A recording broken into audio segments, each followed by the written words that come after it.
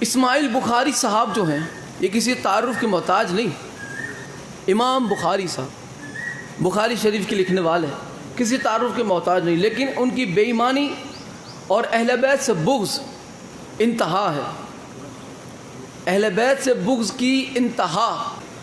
انہیں اہل بیت سے اتنا بغض کیوں تھا وہ ہم نہیں جانتے، اور میں یہ کیوں کہہ رہا ہوں یہ میں آپ کو بتا دیتا ہوں. پہلے آپ بخاری کی تعریف سن لیں کہ اہل سنت میں امام بخاری کی اس تصنیف کو، اس کتاب کو کیا رتبہ دیا گیا. اہل سنت کے علماء نے یہاں تک بھی اسے مقام دیا ہوا ہے. لکھا ہے کہ بخاری قرآن کی ہمسر ہے.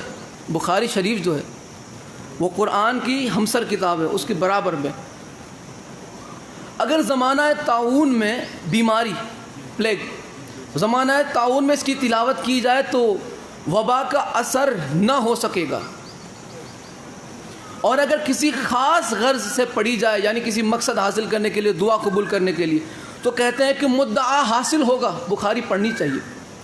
مصیبت میں پڑھی جائے تو نجات حاصل ہوگی، کشتی میں پڑھی جائے تو خوف ہلاکت سے اطمینان و سکون نصیب ہوگا. اتنا مقام ہے. اب اس بخاری کے اندر ایسے ایسے افراد سے روایتیں لی گئی کہ جو کھلم کھلے اہل بیت کے دشمن تھے. ضعیف ترین راوی، مولا کے دشمنوں سے بھی اس کتاب میں روایت لی گئی، اور اس روایت کو صحیح کہا گیا، حسن کا درجہ دیا گیا. اور سب سے بڑی بے ایمانی کیا ہے پتہ ہے آپ کو؟ سب سے بڑی بے ایمانی کہ جس کتاب میں مولا کے دشمنوں سے بھی روایتیں لی گئی، اس کتاب میں امام جعفر صادق علیہ السلام سے ایک روایت بھی نہیں لی گئی. بخاری کی بے ایمانی دیکھو. ہماری ذاتی کسی سے دشمنی نہیں، لیکن اتنی بات ہم صاف بتا دینا چاہتے ہیں اس منبر رسول سے کہ جو اہل بیت کا نہیں پھر وہ ہمارا نہیں. جو اہل بیت کا نہ ہوا وہ امت کا کیا بھلا کرے گا؟ وہ امت کو کیا ہدایت دے گا جو اہل بیت سے ہدایت نہیں لیتا؟ ایک روایت بھی اس نے امام جعفر صادق علیہ السلام سے نہیں لی. اتنا ہی نہیں بلکہ وہ جو مشہور زمانہ حدیث جو کسی تعارف کی محتاج نہیں. کون سی حدیث؟ من کنت مولا ہو فہذا علی مولا. یہ حدیث کوئی مسلمان ایسا نہیں کہ جس نے یہ نہ سنی ہو، جس کے 1.25 لاکھ سے 1.5 لاکھ اصحاب راوی ہوں. 1.25 لاکھ سے 1.5 لاکھ اصحاب راوی ہوں.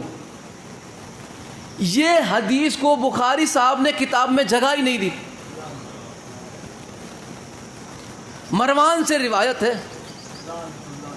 مروان جیسا خبیث قسم کا، نیچ قسم کا انسان، اس سے روایت ہے بخاری میں، لیکن فرزند رسول سے روایت نہیں. یہاں پہ بہت سارے نام ہیں، بس میں ایک تبرکن میں آپ کو بتا دوں کہ کس قسم کے لعین انسان سے بخاری صاحب نے روایت نقل کی ہوئی ہے. ایک مردود تھا عمران بن خان.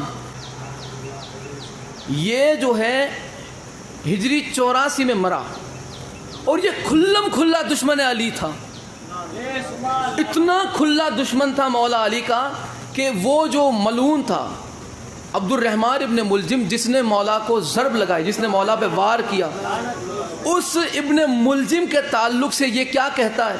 یہ کہتا ہے کہ کیا کہنا اس متقی کی ضربت کا. ابن ملجم، عبد الرحمن ابن ملجم کے جس نے مولا پہ وار کیا، یہ اس ملعون کے بارے میں کہتا ہے کہ کیا کہنا اس متقی کی ضربت کا جس کا مقصد صرف رضائے پروردگار تھا. استغفر اللہ. یہ وہ مردود تھا کہ جس نے لکھا کہ عبد الرحمن ابن ملجم کا جو مقصد تھا وہ صرف اللہ کی خوشنودی پانا تھا. اس نے اللہ کو راضی کرنے کے لیے مولا پہ وار کیا. نعوذ باللہ. اس قسم کے لانتیوں سے بخاری صاحب نے روایت لے کے اسے حسن کا درجہ دیا، لیکن امام جعفر صادق علیہ السلام سے روایت ایک روایت بھی نہیں لی. اس کے بعد ایک اور ابو الاحمر ہے. یہ 136 ہجری میں مرا.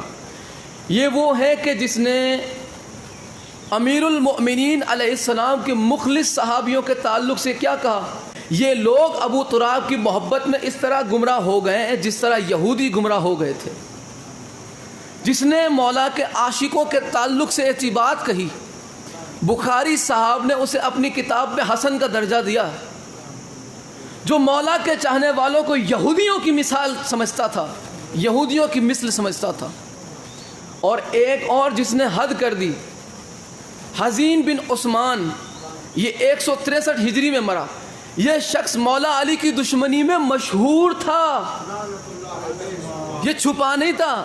اور یہ میں نے یہ جو 2-3 نام ابھی بتائے یہ مشہور تھے، یہ چھپے نہیں تھے۔ یہ شاعر تھے اور شاعریاں لکھتے تھے مولا کے خلاف کھلم کھلی۔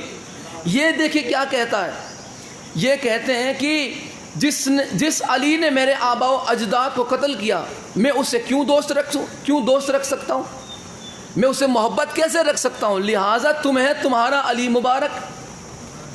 اور یہ کہتا ہے کہ اسے اس کا معاویہ مبارک۔ اس قسم کے لوگوں کو بخاری صاحب نے اپنی کتاب میں صحیح کا درجہ دیا۔ یہ ہیں بخاری صاحب، اسماعیل بخاری صاحب، جن کی مشہور ترین کتاب، جسے میں نے شروع میں اس لیے اس بخاری کی تعریف آپ کے سامنے پیش کی تاکہ آپ کو پتہ چلے کہ کتنے بڑے بے ایمان تھے یہ لوگ۔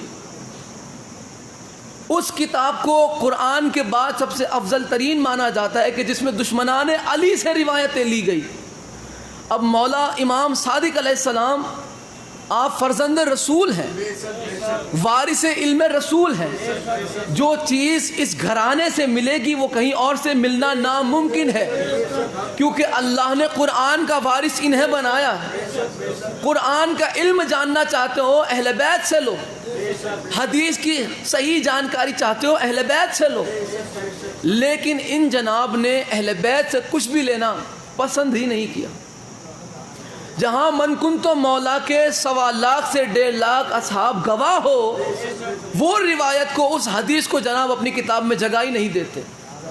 بغض کی انتہا سمجھ سکتے ہو کہ انہیں کس حد تک اہل بیت سے بغض ہوگا۔ انہوں نے جھوٹوں، مکاروں، مردودوں، لانتیوں، خناسوں، خبیثوں سے، اہل بیت کے دشمنوں تک سے روایت لے کے ان روایتوں کو حسن کا درجہ دیا۔ لیکن امام صادق علیہ السلام سے ایک روایت لینا، ایک حدیث لینا انہیں گوارا نہ ہوا۔ یہی امام جعفر صادق علیہ السلام کے جنہوں نے کئی حکومتوں کو بدلتے دیکھا، کئی حکومتوں کے ظلم آپ نے برداشت کیے۔ 10 حاکم بنو امیہ کے آپ کے زمانے میں تھے، 2 حاکم بنو عباس کے آپ کے زمانے میں تھے۔ میں گفتگو کو سمیٹنے لگا ہوں، بہت زیادہ وقت میں نے آپ کا لے لیا۔